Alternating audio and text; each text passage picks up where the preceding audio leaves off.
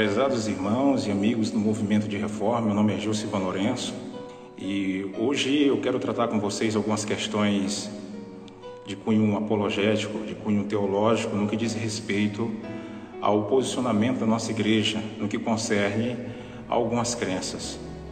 Todo qualquer reformista sabe que a nossa igreja, ela sempre teve uma posição firme no que diz respeito à questão da objeção de consciência. O nosso povo é um povo que não se envolve em atos de guerra.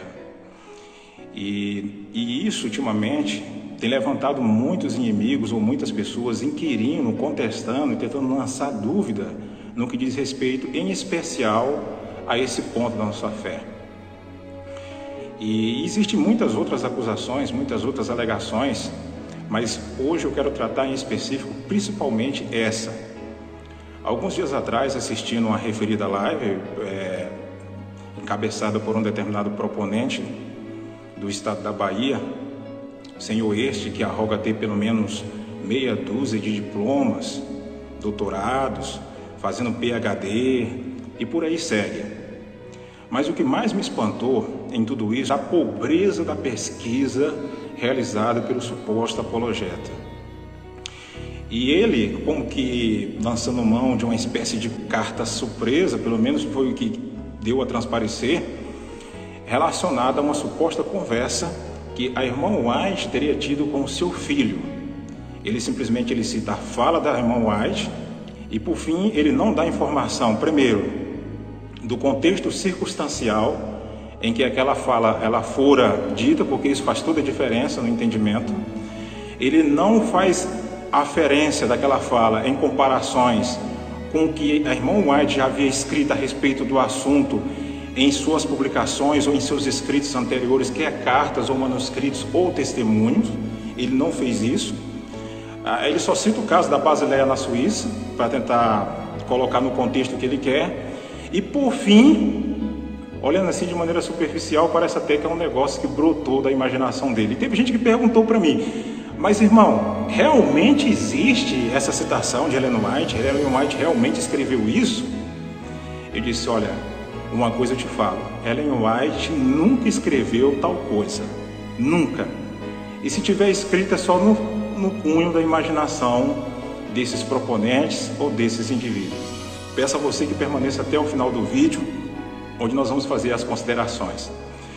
Diante de alguns questionamentos de algumas pessoas, querendo saber de onde que é aquela declaração, qual o contexto dela, porque ele pegou apenas ali algumas frases, algumas linhas daquilo que seria a suposta conversa dela com o filho dela.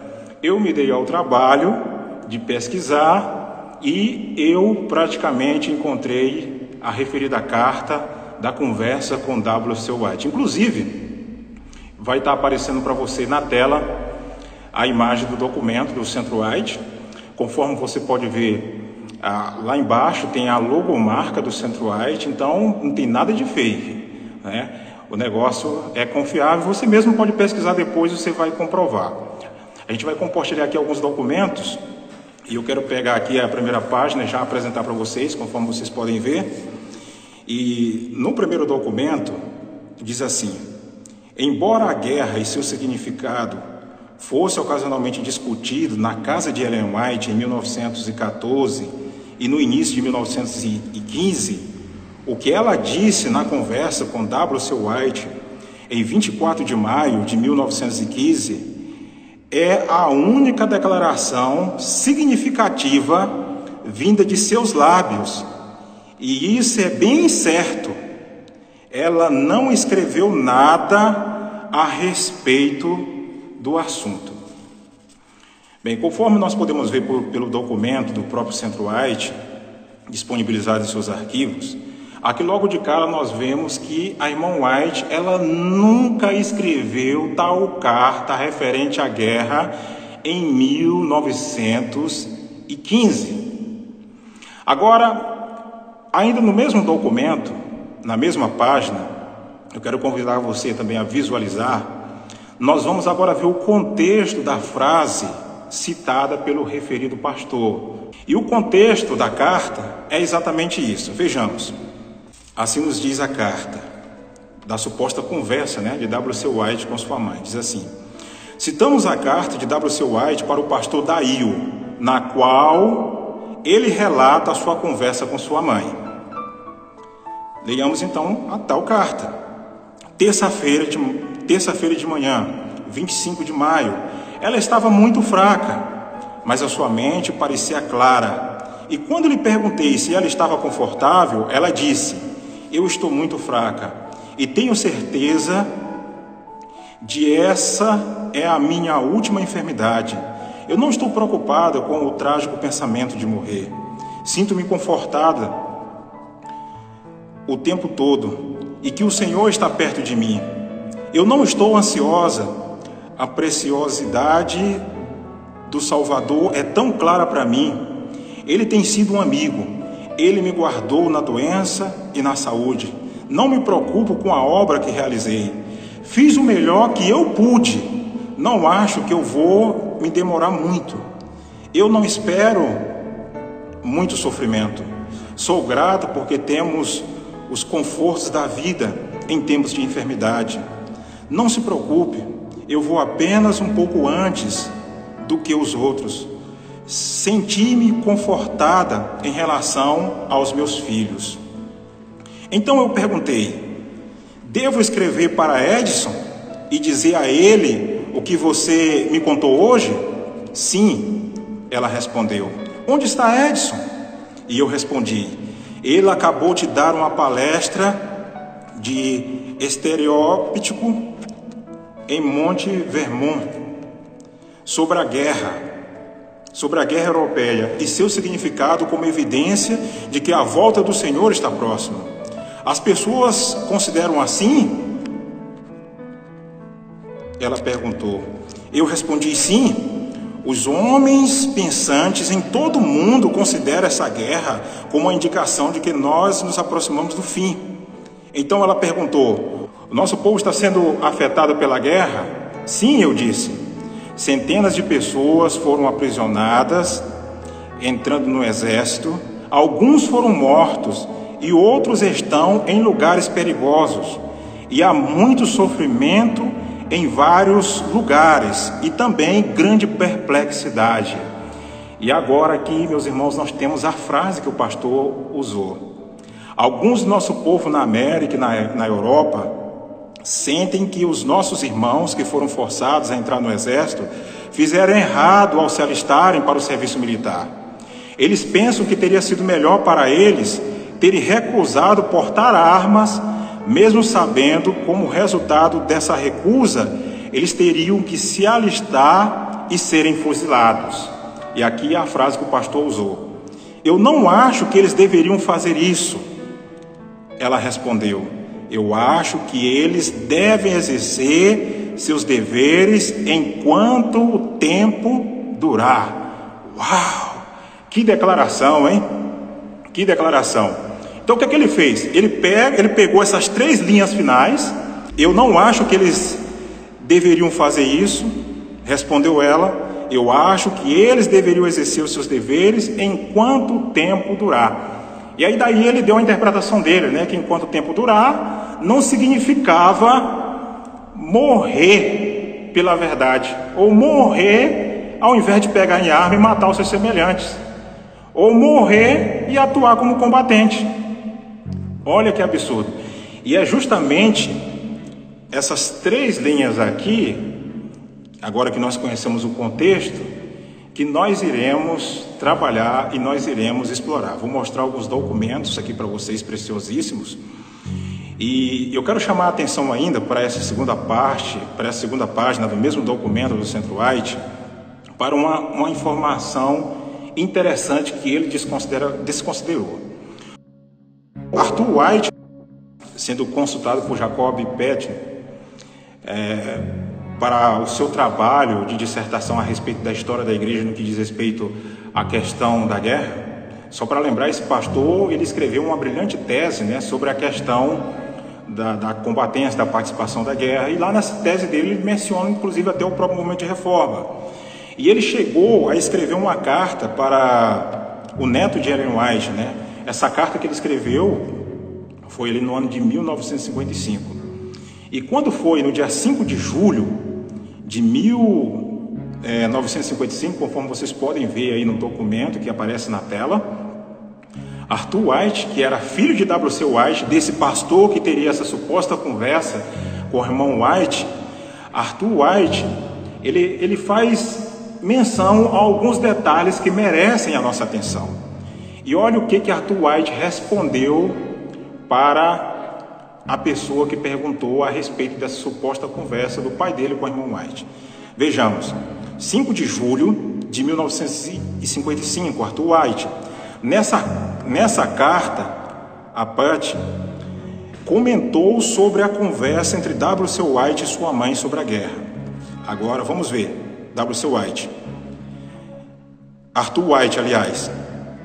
A conversa de meu pai com sua mãe é de interesse, mas pouco indefinida em qualquer estudo, e o uso dela devemos levar em conta a idade, a fraqueza da senhora White e o fato de que é um relato do que o pastor White a ouviu dizer, e isso foi poucas semanas antes de sua morte, em julho de 1915. Está aqui, meus irmãos.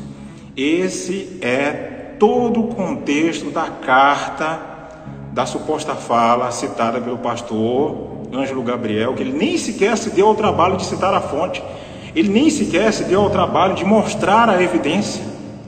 Agora, alguns detalhes interessantes nessa carta merecem ser analisados. Primeira coisa que nós vemos aqui foi que a irmã White, ela nunca escreveu nenhuma declaração nesse sentido. E isso é muito importante. O segundo ponto, o filho da irmã White, apesar de ter sido separado como ajudador dela, como tendo recebido palavras de apreço dela, ele não era o que, irmãos? Ele não era profeta. Isso significa que as palavras dele não tinham a mesma equivalência das palavras da profetisa. E por que os adventistas apresentam as declarações de W.C. White a respeito dessas questões e de outras? É simples, porque eles não têm uma declaração escrita da irmã White, porque a irmã White nunca escreveu, nunca defendeu tais ideias. O que eles têm, boatos, diz que me diz que, do que disse o filho de Beltrano, é isso que se tem. Mas tudo bem, nós vamos ainda chegar nesse ponto. Um outro detalhe que merece ser analisado é que as 3 linhas sacadas pelo pastor e saltadas de viva voz na sua live, onde muitos espectadores, inclusive irmãos do movimento de reforma e membros da igreja dele até viu ele proferir, é desrespeitar ou desconsiderar com um rigor acadêmico, teológico, o contexto, a situação, a circunstância em que tal sentença, suposta sentença, teria sido proferida. Porque ele não levou em consideração, primeiro, quando a declaração fora dita, e quando eu falo quando, eu não estou me referindo ao ano, porque o ano foi 1915. Eu estou me referindo a algumas semanas, praticamente, da morte da irmã White, bem pertinho da sua morte. Ela já estava à beira do leito da morte. O estado clínico dela era extremamente avançado. E nesse momento do vídeo, talvez alguns adventistas já estejam demonizando. Está vendo? Os reformistas lançam descrença em Ellen White. Agora estão querendo colocar que Ellen White estava delirando, que Ellen White estava caducando. Olha o que eles fazem com a profetisa. Eles não perdem tempo de fazer isso. Mas essa alegria dura pouco, porque tem bastante coisa para mostrar a vocês aqui nesses poucos minutos. Muito bem, continuando a nossa contextualização, nós podemos ver aqui que não se levou em consideração em que período da declaração ela fora proferida, ou seja, faltando apenas um pouco tempo antes da sua morte. Ponto número 2, o estado clínico de saúde que ela se encontrava, entre lucidez e não lucidez. Terceiro ponto, o próprio Arthur White, neto de Ellen White, ele deixou claro que esses fatores deveriam ser levados em consideração e o pastor simplesmente ele saca essas alegações sem sustentar. Mas uma coisa eu não vou deixar de fazer, é mostrar os perigos de se sacar uma declaração isolada da sua contextualização. Veja que depois de muito tempo, o próprio neto de Ellen White, ele chama atenção para essa ressalva. Essa declaração ela deve ser levada em consideração o fator estado clínico dela, o fator saúde e principalmente a questão de como ela se encontrava. Tudo isso tem que ser considerado e isso não foi feito. Porque quando se pega essas 3 frases, essas 3 linhas soltas colocadas pelo pastor, tem muita coisa em jogo. E que coisas, irmão Jusivan, está em jogo? O que ela havia escrito antes. O que os pioneiros da Igreja Adventista haviam escrito a respeito do assunto. Mas o que a irmã White havia escrito antes a respeito disso? Eu vou mostrar para vocês que aceitar de maneira cega, de forma descontextualizada, da forma irresponsável como o pastor colocou essa declaração, chega a colocar até em dúvida o que ela escreveu de forma inspirada. Estamos falando de coisa que ela escreveu de punho, não estamos falando de boatos, de continhos, de ouvir dizer de filho de irmão White, não. Coisa que ela escreveu sobre a inspiração que ela relatou. E vamos começar por aqui. A primeira declaração, o primeiro ponto da qual essa declaração entra em choque é com a lei de Deus. Porque quando a gente lê de uma maneira rápida e tem uma interpretação, ela é induzida a uma interpretação precipitada, sem comparar com o que ela escreveu e com o que ela está dizendo agora, e sem levar em consideração o estado de saúde dela, a gente pode ser induzido ao engano e ao erro. Por exemplo, no livro de Salmos, no capítulo 119 e versículo 142, isso mesmo, eu sei que não parece ter nada a ver, mas tem tudo a ver, preste atenção. Salmo 119 e versículo 142, o que está escrito? A tua justiça é uma justiça eterna e a tua lei é a verdade. A lei de Deus é a verdade? Sim. Mas eu pergunto, nós devemos ou não devemos morrer pela verdade? Vamos ver? Vejamos. Profetas e Reis, página 512 e 513. Olha o que a irmã White escreveu. Para o coração leal, as leis dos homens pecaminosos e finitos se tornam insignificantes ao lado da palavra do eterno Deus. A verdade será obedecida, embora o resultado seja prisão, exílio ou morte. Ou seja, a obediência à palavra de Deus, a obediência à verdade está acima da nossa própria vida. Mas no dizer do pastor, não, você não tem que morrer. Olha que interpretação absurda, meus irmãos. Se o que a irmã White estava querendo dizer com essas palavras, se realmente fosse isso, ela estaria entrando numa tremenda contradição no que ela escreveu aqui no Patriarcas e Profetas. Veja a própria página do livro. Não precisam crer no que eu estou falando. Creiam no que está escrito. Sigam a Bíblia. Sigam o Espírito de Profecia. E ali, em 1914, estava envolvendo o quê? A lei de Deus. Os mandamentos de Deus. Esse seria o primeiro ponto. Ela estaria entrando em contradição com o próprio livro que ela escreveu, com o próprio testemunho inspirado. Olha o absurdo. Olha a situação que esse pastor colocou a irmã White, meus irmãos, induzindo as pessoas, de sorte que se alguém pegar essa interpretação absurda, pode ser até levado a descrer no que a irmã White escreveu. Vai aparecer aí na tela de vocês uma fonte histórica. Eu vou citar, não vou citar a fonte primária, mas eu vou citar uma fonte secundária. Mas essa fonte secundária, ela não é do movimento de reforma. Ela é da Igreja Adventista do Sétimo Dia. E que fonte é esta, irmão Jusivan?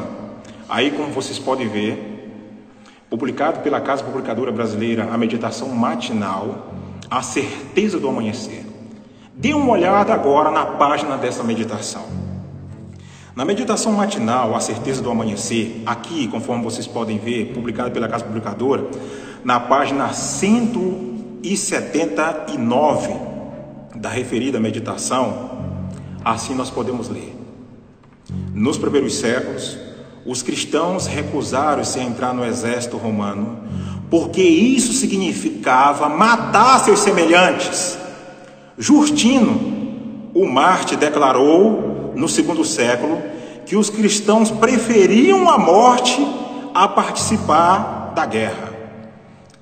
E no dia 12 de março de 295, por exemplo, Maximiliano, um cristão de 20 anos de idade, deixou de aceitar uma insígnia romana por serviço prestado, dizendo: eu já tenho uma insígnia, o emblema de meu Senhor Jesus Cristo. A Certeza do Amanhecer, página 179, Casa Publicadora Brasileira. Agora, aqui diz que os cristãos do segundo século, do primeiro e segundo século, não participavam em atos de guerra porque significava tirar a vida dos seus semelhantes. E eu pergunto: os ucranianos que estão combatendo contra a Rússia e os russos que estão combatendo contra os ucranianos são semelhantes ou não são? São. O meu inimigo é meu semelhante ou não é? É, claro que é. Bem, essa declaração colocada como o pastor Ângelo colocou, fere, é um ataque frontal contra a posição histórica do próprio cristianismo. Não estou nem falando aqui, meus amados, de posição do movimento de reforma, de posição da irmã White. Estamos falando aqui da posição histórica do cristianismo no primeiro e segundo século. Quem é que fala isso? As próprias literaturas da igreja de vocês, é a história. Pastor Ângelo, adventistas do sétimo dia, inimigos do movimento de reforma que abandonaram as nossas fileiras e têm brotado feito erva daninha no combate a essas verdades. Eu digo a vocês, vocês estão nessa tentativa absurda de vocês de tirar água de pedra, vocês estão colocando em choque ou em descrédito a própria história do cristianismo. Vocês deveriam pesquisar melhor, vocês deveriam ter pelo menos um pouco de rigor em vossa intelectualidade, já que arrogam serem acadêmicos, que em todas as vossas lives apresentam pomposas credenciais, meia dúzia de diplomas, mestrado, doutorado e até PhD, pasme os senhores, é para nos fazer corar de vergonha. Irmãos, a cada dia que eu estudo as doutrinas, as crenças do movimento de reforma, eu fico mais convicto. Mas não para por aí. Nós já vimos que isso fere a posição histórica do cristianismo.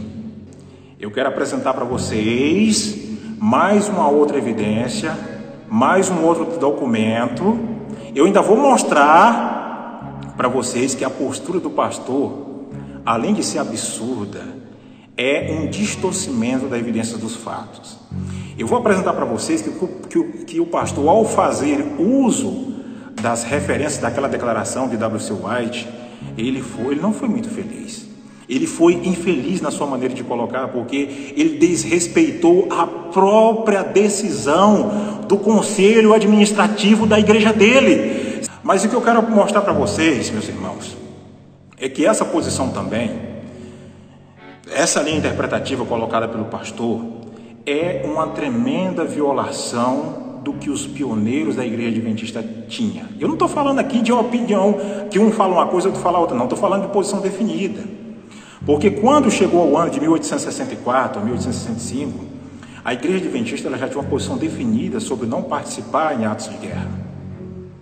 Muitas pessoas não sabem disso. Você, querido amigo adventista que está me assistindo, essa é a verdade.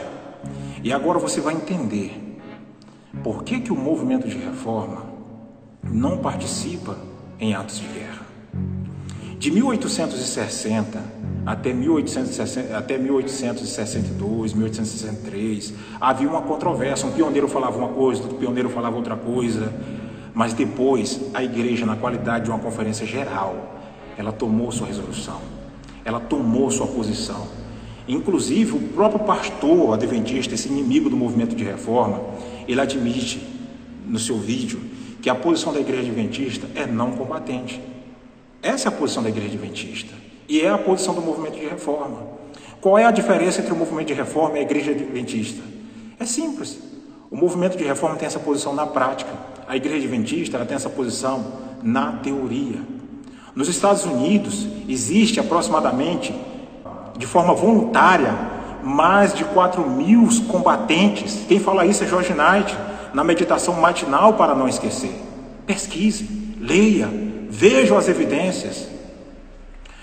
Como se não bastasse essa posição da irmã White, essa interpretação, não da irmã White, mas do referido proponente, fere o que os pioneiros, os próprios colegas de ministério da irmã White, cria. E eu quero mostrar para vocês a posição da igreja adventista a respeito dessas questões, o que ela escreveu depois que a irmã White ela teve luz sobre o assunto, que Deus revelou, e a própria igreja, na qualidade de uma conferência geral, ela definiu o seu posicionamento. Em 1914, a igreja adventista ela tinha uma posição, e essa posição não surgiu em 14, essa posição ela já surgiu desde 1964, 1965, 1968, constantemente essa posição foi colocada às claras diante do povo. E foi publicada, inclusive, nos periódicos, conforme vocês vão estar vendo aí na vossa tela, 7 de março de 1865. E aqui, conforme vocês podem observar na referida publicação, olha o que está escrito. Aqui, na época, a igreja adventista, ela apresentou nove argumentos pela qual os adventistas do sétimo dia não participariam de atos de guerra ou não deveriam participar como combatentes nas Forças Armadas. Vamos ver quais foram esses argumentos utilizados pela igreja adventista? Vejamos. Tradução do documento. Por que os adventistas do sétimo dia não podem entrar na guerra? Ponto número 1. Não poderiam guardar o santo sábado do Senhor. O sétimo dia é o sábado do Senhor teu Deus. Êxodo capítulo 20, versículo 10. Lutar como militares, nos dizem, é a espécie mais dura de trabalho. E o sétimo dia de todos os dias seria o menos considerado no acampamento e no campo de batalha. Ponto número 2, argumento número 2 agora. Preste atenção, estamos lendo na revista adventista, na Review. Argumento número 2. No 6º mandamento da lei moral, reza: não matarás. Matar é tirar a vida. O soldado por profissão é um violador prático desse preceito. Se queres, porém, entrar na vida, guarda os mandamentos. Olha que interessante, do jeitinho que nós cremos. Depois eles passaram a dar uma interpretação absurda, né? Não assassinarás. Argumento número 3. Deus nos chamou para a paz, e as armas da nossa milícia não são carnais. 1 Coríntios capítulo 7, versículo 15. 2 Coríntios capítulo 10, versículo 4. O Evangelho não nos permite usar armas, senão a espada do Espírito. Como é que você vai mandar bala contra a pessoa e depois você vai lá com a Bíblia pregar para essa mesma pessoa, meus irmãos? Me diz, que moral você vai ter para pregar? É claro, a pessoa pode estar errada? Pode, mas isso não te dá o direito de tirar a vida. Então nós vimos aqui que a nossa arma não é a metralhadora que os soldados adventistas usam, os policiais adventistas usam, que estão na federal, estão na civil, estão na militar. Não é essa a nossa arma. A nossa arma é uma arma espiritual, a arma do Espírito. Argumento número 4. O nosso reino não é deste mundo, disse Cristo a Pilatos. Se o meu reino fosse deste mundo, pelejariam os meus servos. Nada tem que ver com instrumentos carnais de guerra. Qual é o instrumento carnal de guerra? Metralhadora, granada, submetralhadora, tanques. Essas aí são as armas de guerra. Ninguém vê nenhum policial, nenhum soldado com um buquê de flor no campo de batalha. Nós não vemos. Argumento número 5. Somos ordenados a amar até os nossos inimigos. Eu, porém, vos digo, disse Jesus, amai os vossos inimigos e orai pelos que vos perseguem. Mateus 5,44. Cumprimos este mandamento quando estouramos os seus cérebros com revólveres ou partimos os seus corpos com sabres? Nós estamos cumprindo, irmãos, este mandamento quando a gente estoura os miolos do inimigo na guerra? Quando esfacelamos o seu corpo, quer com granada, irmãos, ou com facas? Que o sabre é isso, instrumento cortante. Até aqui nós vemos que isso aqui não é coisa de reformista, não. Está nesse documento que você vai estar visualizando na tela. Ponto número 6. A nossa obra é a mesma do nosso mestre, que certa vez disse: o Filho do Homem não veio para destruir as vidas dos homens, mas para salvá-las. Se o Espírito de Deus nos envia a salvar os homens, não nos envia algum outro Espírito a destruí-los? Qual é o Espírito que nos envia para salvar a vida? O Espírito de Deus. Qual é o outro Espírito que envia para destruir vidas? O Espírito de Satanás. É fácil, é simples. E quando você empunha uma arma, logo já fica de intuito que você, o intento de que você quer fazer o que com aquela arma? Com certeza não é fazer cafuné em ninguém. Argumento número 7. A ordem do Novo Testamento é: não resistais ao homem mau, mas qualquer que te bater na face direita, oferece-lhe também a outra. Mateus capítulo 5, versículo 39. Ou seja, é preferível volver a face esquerda a retribuirmos o ferimento. Poderia esta passagem ser obedecida no campo de batalha? Os adventistas dizem assim: não, mas é em legítima defesa, nós temos que nos defender. Então, se eles mandam uma granada de cá, nós mandamos 2 para lá. Mas diante disso aqui, é certo? É correto? Quem é a nossa defesa, irmãos? Argumento número 8. Cristo disse a Pedro, quando este feriu o servo do sumo sacerdote: mete a tua espada no seu lugar. Mateus capítulo 26 e 56. Se o Salvador mandou o apóstolo embainhar a espada, certamente seus seguidores não têm direito de desembainhá-la. Portanto, lutem os que são do mundo, mas quanto a nós, oremos. O que os cristãos têm que fazer? Orar. E quem é que deve lutar? O povo do mundo.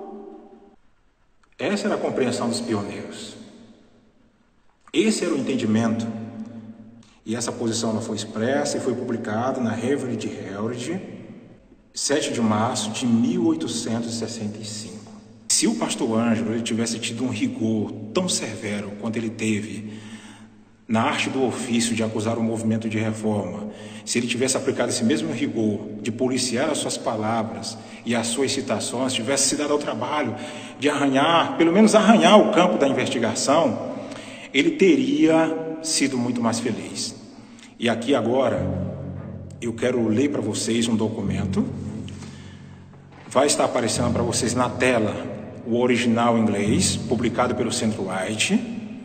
Esse documento, ele pode ser consultado e qualquer pessoa pode acessá-lo e pode conferir essa informação. Não é fake. E eu vou ler e vou colocar para vocês. Pode vocês visualizar o documento que está aparecendo na tela, está em inglês. Então, após fazer isso, eu vou estar disponibilizando agora a tradução do documento. Eu vou estar lendo e conforme vocês podem visualizar, a tradução do documento reza da seguinte maneira, falando justamente daquela carta de W.C. White.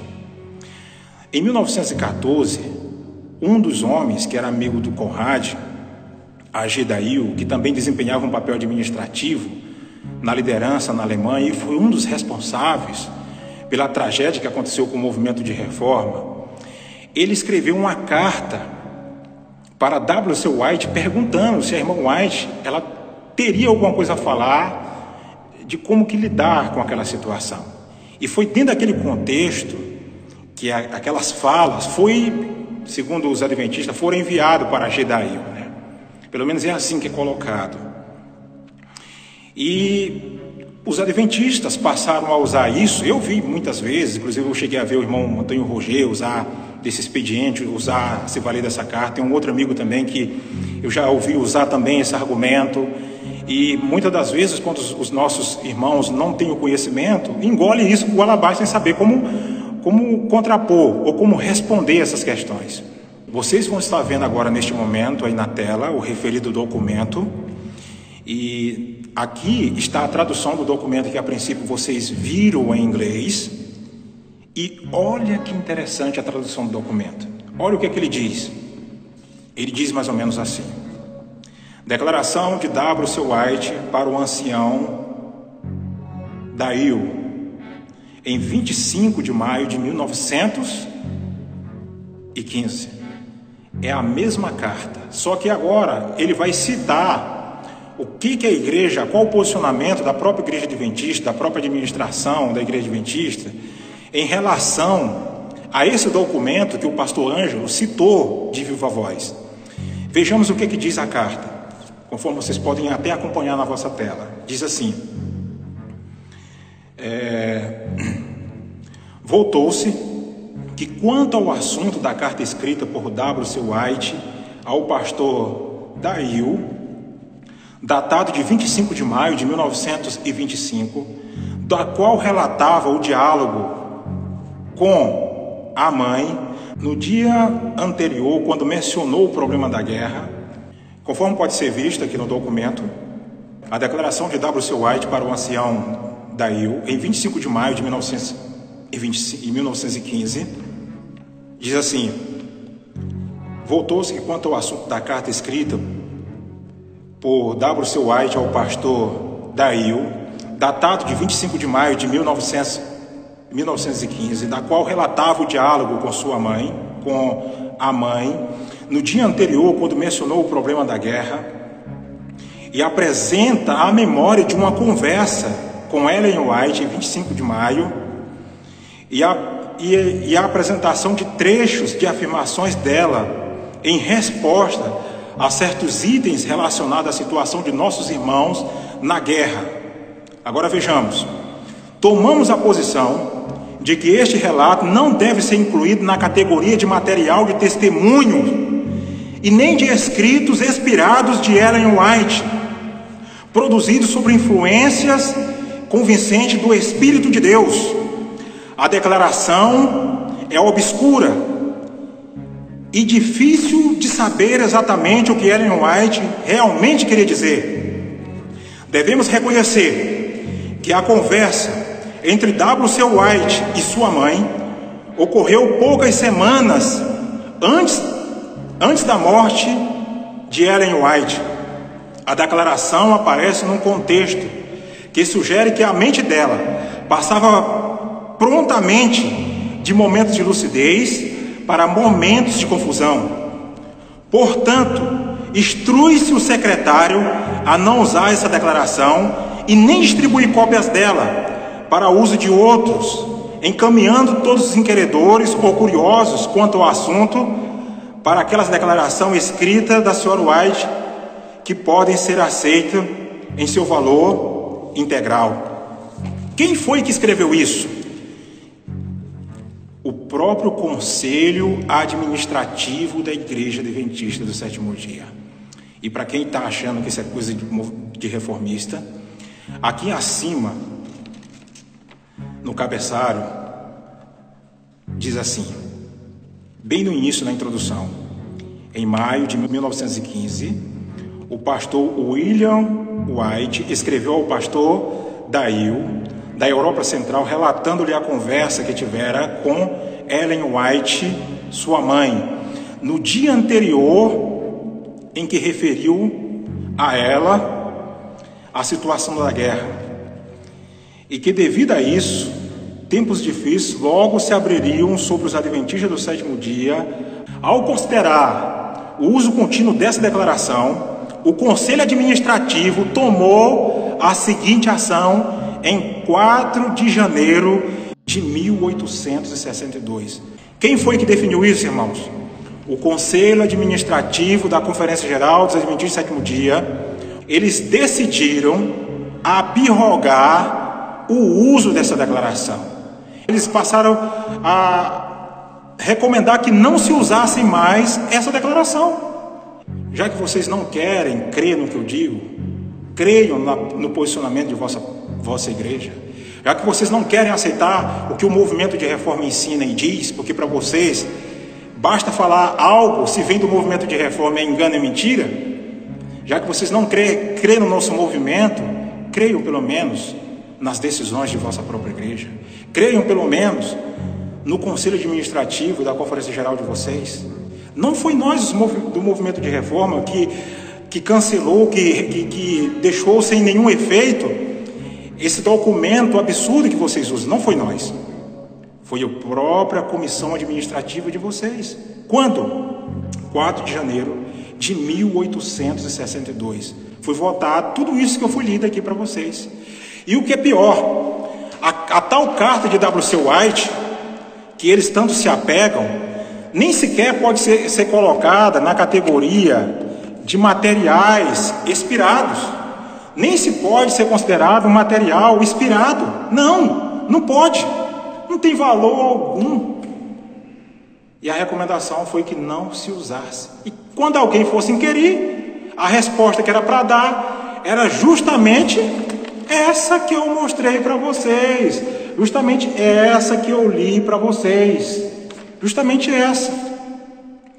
E eles fazem um trabalho muito grande, ababelando, confundindo os nossos irmãos.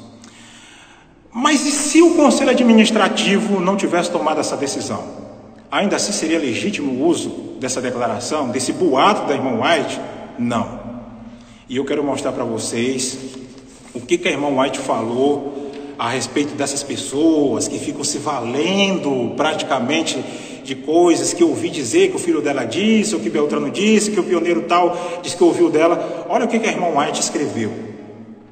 Nos diz assim: os casos mencionados servirão para mostrar quão pouca confiança pode ser depositada em boatos. Referente ao que fiz ou escrevi, durante os meus trabalhos ligados à obra de Deus, nunca tomei uma atitude para reivindicar minha própria causa ou para contraditar boatos a meu respeito, posto em circulação. Fazer isso ocuparia meu tempo e eu negligenciaria a obra que o Senhor me designou. Deixo esse assunto com aquele que cuida de seus servos e de sua causa. Testemunho para a Igreja, volume 5, página 694. Olha aí, a irmã White, ela deixou bastante claro que nunca foi obra dela separar, tá gastando tempo desmentindo os supostos boatos. Ela deixa isso muito claro, que ela nunca pretendeu fazer isso, porque isso tomaria o tempo dela e trabalharia a obra dela. E para fechar, para a consideração de vocês, eu quero deixar um outro texto do mesmo livro, Testemunho para a Igreja, volume 5, página 696. Olha o que a irmã White escreveu. A todos os que sentem o desejo pela verdade, eu gostaria de dizer: não dê crédito a relatórios não autorizados sobre o que a irmã White fez, disse ou escreveu. Se desejam saber o que o Senhor revelou por meio dela, leiam suas publicações. É forte. Ela diz: há alguns pontos de interesses concernentes aos quais ela não escreveu. Não apanhe avidamente e vincule rumores sobre o que ela disse. Quer saber o que a irmã White disse? Não dê ouvido à historinha, a continho de carochinha, contado pelo pastor Ângelo ou o pastor do canal Fala Sério sei lá o quê. Não. Leia as suas obras. Foi esse o conselho. E é isso que acontece, irmãos. É isso que acontece com as pessoas quando deixam de ler os testemunhos, ler o Espírito de Profecia para dar ouvido à conversa de pastor. E a autoridade é a Bíblia e o Espírito de Profecia. Sigam a Bíblia, sigam o Espírito de Profecia. Eu quero finalizar fazendo um apelo, não só aos membros que ouviram e alguns que ficaram com dúvida a respeito disso, mas também ao referido pastor. Querido pastor, da próxima vez que você se levantar para gravar algum conteúdo, para falar mal do movimento de reforma, faça o dever de casa mais direito, seja mais responsável, se certifique. Seja mais responsável pelo menos com os membros da sua igreja. É um pedido que lhe faço, não a censura. Se você não tem amor à sua própria alma, tem amor dos inocentes, que é levado pelas suas falácias, que é jogado, que é aprisionado no cárcere do engano. Eu te apelo em nome de Jesus Cristo, não combata essa instituição, a Igreja de Deus. Você, prezado amigo reformista, procure averiguar, procure pesquisar, procure estudar por conta. Não seja piolho sendo levado por cabeças de terceiro ou de outros. Você não é obrigado a crer no que eu te falei. Você não é obrigado a aceitar os meus argumentos, os meus pontos aqui pautados.